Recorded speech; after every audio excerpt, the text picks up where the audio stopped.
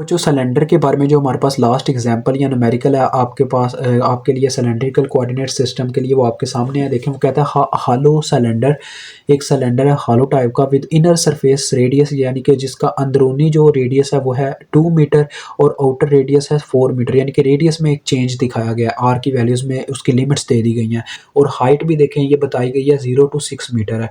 वो कहता है हैज़ अ चार्ज डेंसिटी, उसकी चार्ज डेंसिटी है जो कि आर माइक्रो कूलम है, वेयर फाई रेंजेस, फाई की भी रेंज बता दी गई है 0 टू π/2। इस दफ़ा देखें फाई की एक स्पेसिफिक रेंज बताई गई है, टोटल चार्ज हमने निकालना है। तो बच्चों वही formula Q is equal to, ये क्या है ये देखें, ये सिलेंडरी हमारे पास है वॉल्यूम चार्ज डेंसिटी, क्योंकि इसके बटे में मीटर क्यूब है, तो लिहाजा वॉल्यूम चार्ज डेंसिटी का क्या फार्मूला होता है, इंटेग्रल रो वी साथ में डी वी। तो देखो 3 इंटेग्रल्स आ जाएंगे क्योंकि हमारे पास वॉल्यूम में 3 वेरिएबल्स आ जाएंगे, इकट्ठे तीनों के ऊपर इंटेग्रल अप्लाई हो रहा होगा। देखो सबसे पहले मैं रेडियस की बात करूंगा क्योंकि रेडियस पहले है, तो रेडियस की क्या लिमिट है, 2 से स्टार्ट हो रहा है और 4 पे एंड हो रहा है, तो ये आ गया। उसके बाद फाई की बात करूंगा जो कि 0 से स्टार्ट हो रहा है, π/2 पे एंड हो रहा है।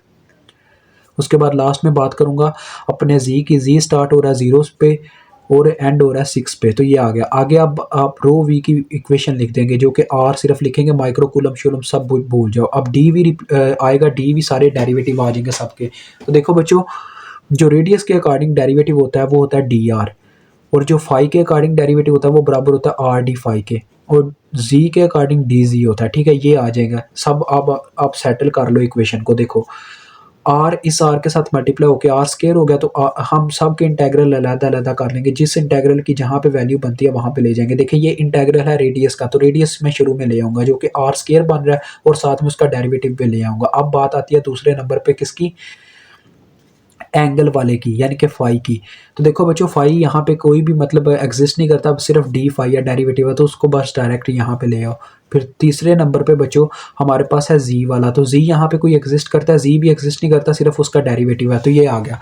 अब देखो यहाँ पे फर्स्ट वाले में पावर रूल लग रहा है आर स्केयर का, क्योंकि इसका डेरिवेटिव 1 होता है आर का, तो जो इसके साथ मौजूद है, तो यहाँ पे इंटेग्रल के अकॉर्डिंग इसके ऊपर पावर रूल लग जाएगा। तो पावर रूल क्या कहता है बच्चों, पावर में एक प्लस कर दो, उसी पावर से डिवाइड करवा दो, ये कहता है इंटेग्रल में। ठीक है, तो ये साथ में लिमिट्स आ जाएंगी 2 to 4, और यहाँ पे डायरेक्ट क्या होगा, ऐसे ही होगा बच्चों, जैसे डेरिवेटिव वायरस है तो दूसरा एंटीवायरस, ही एक दूसरे को खा जाएंगे, ऐसे ही यहाँ पे भी होगा।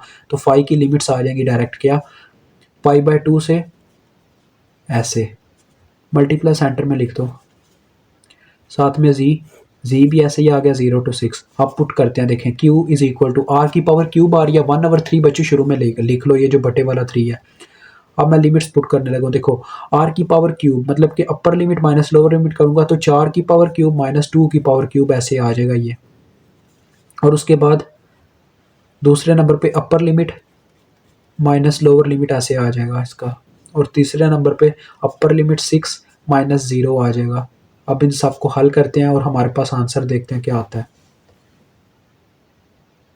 तो ले तो बच्चों आपका आंसर आ गया 175.9, 175.93 माइक्रो कूलम। तो ले जी आपका क्वेश्चन हल हो गया, मुझे उम्मीद आपको समझ आ गई होगी।